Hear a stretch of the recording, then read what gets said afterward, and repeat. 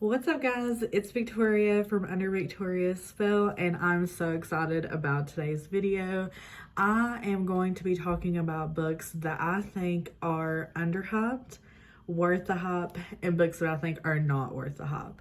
And I know some booktubers did this a few months ago. I absolutely loved their videos. I'm gonna link some of my favorites down below so you can check out their videos and their channels. But I'm just so excited to talk about some of these books, and let's just talk about some really great romances and not so great romances.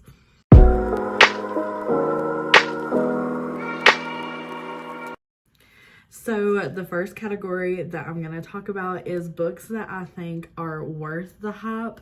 This means that they got the love on Book Talk, they got the love on Instagram, BookTube, Goodreads. These are the ones that are very high rated, that I totally agree with the romance community that they should be hyped up for days. And the first book that I'm going to talk about is literally not going to be a surprise to literally anyone that watches BookTube, follows the same people that I follow, reads the same books that I do, but that is Heartless by Elsie Silver. I freaking loved this book. Everyone loved this book, and it definitely deserves the hype. This is book 2 in the Chestnut Spring series. This is a single dad romance, small town romance, kind of enemies to lovers, and it's also a nanny romance as well. There's so many tropes that fit so beautifully into this book. But what made it worth the hype for me is that the angst lived up in this book. The steamy scenes lived up. And the emotional connection from these people from very different worlds just really set right with me. And I loved that Cade, who is our hero, dealt with his demons and really at the same time realized that he could deserve love and he could find love.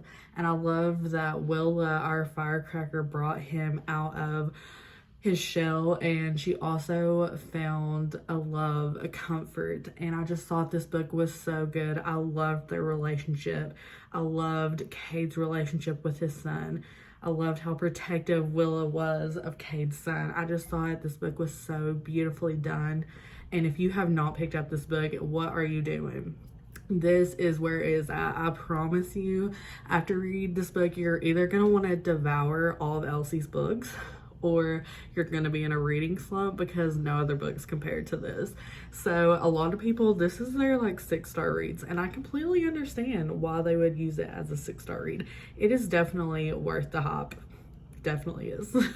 Okay, and the next book, I feel like it's definitely worth the hype, and there's some great news that just came out about this book, and that is Praise by Sarah Kate. She announced yesterday, because I'm filming this on March 2nd, so on March 1st, she announced that this book is going to be a movie, and I am so excited. I just hope it's done well, because Emerson Grant is literally daddy. Literally, he is. But anyway, this book is so worth the hype. People that talk about the Salacious Players Club, people that talk about the angst, the steam, the taboo-ness of this entire series, it is worth the hype. I absolutely love Praise. Even though Give Me More is my favorite, this is like a very close second. But this is an age gap romance. This is the beginning of this Salacious Players world. This follows Emerson Grant as he has started this sex club. And pretty much he meets our heroine when he thinks that it's his new submissive, but really it's his son's ex-girlfriend just trying to get her check from their deposit when they had their apartment. And he pretty much tells her to get on her knees, and she does it. So it's spicy. It's becomes a workplace romance, age gap, taboo, son's ex-girlfriend. Like, it is just all the goodness that you could ever need in a romance. I need to do a reread of this soon, and I'm so happy for Sarah Kate. She deserves all the love and all the hype for this series. She did a beautiful job, and I can't wait to see it come on screen. And in the month of March, we are getting the 4th book in this series, and I know it's going to be fabulous. She never disappoints. So you definitely should pick up Praise. It is worth the hype.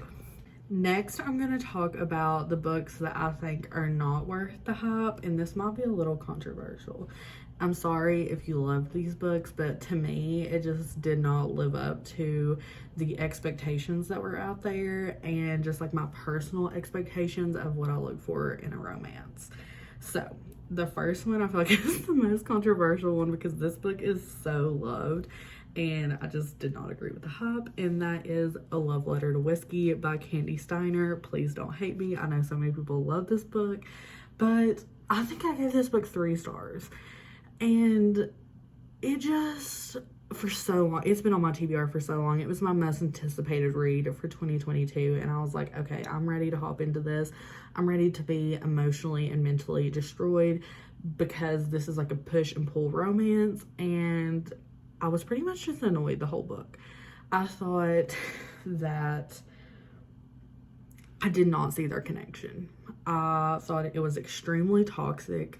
I thought by the 3rd time of whatever was going on in their push and pull relationship, I'm like, just cut ties. Like, I do not understand your connection with each other. I do not understand why you can't move on. I just was so annoyed. And their relationship was so toxic. I thought that they deserved better, both of them. They could have been happy in other relationships, and they just were in constant chaos. I did not enjoy the angst, the push and pull, and they both were just immature to me. I did not like it at all. I'm very sorry. I do not think it's worth the hype. I think that Candy Steiner probably has many other books that are more deserving of the hype than A Love Letter to Whiskey. And that's just my opinion. And the next book that I'm going to talk about that I think was not worth the hype is There Are No Saints by Sophie Lark. Now, this hurts me because I do love Sophie Lark. I have recently read her Mafia series, like the Brittle Prince series, and loving it. So good.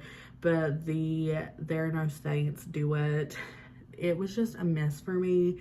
And I know I've seen some people recommend it and talk about it, and I just think that it's not really worth the hype. I felt like it was like there was a really big emotional distance between the characters, and that maybe could be because it is a serial killer romance, but I just think that their relationship was not very organic. I just didn't understand where the story was going and how it was going to progress in a way where I could actually believe that these characters could find happiness in the end. And also, it's this eerie feeling the whole book that you're worried that our main character is going to get killed by our hero or anti-hero. And this book was very odd to me. I just don't think that this is very representative of Sophie Lark's writing. And I really think that if you are going to try out Sophie Lark, this is probably not the best place to start. This is where I started with Sophie Lark. And I was like completely turned off. I was like, this is not for me whatsoever. But definitely pick up some of her other series. Some people may really love this. It just was a miss for me. And the last 2 books that I'm going to talk about is books that I believe are very underhyped. These are books that nobody's going to be surprised that I'm talking about because I never shut up about them, but I'm going to push them down people's throats until they decide to pick up and read it. So the first book that I'm going to talk about is Broken Bonds by J. Bree. I've talked about this a million times, but this book is not talked about enough. I mean, come on. It is not. Okay? This cover is stunning. J. Bree is such a beautiful writer. She's coming out with a new series this month, and I'm just obsessed, okay?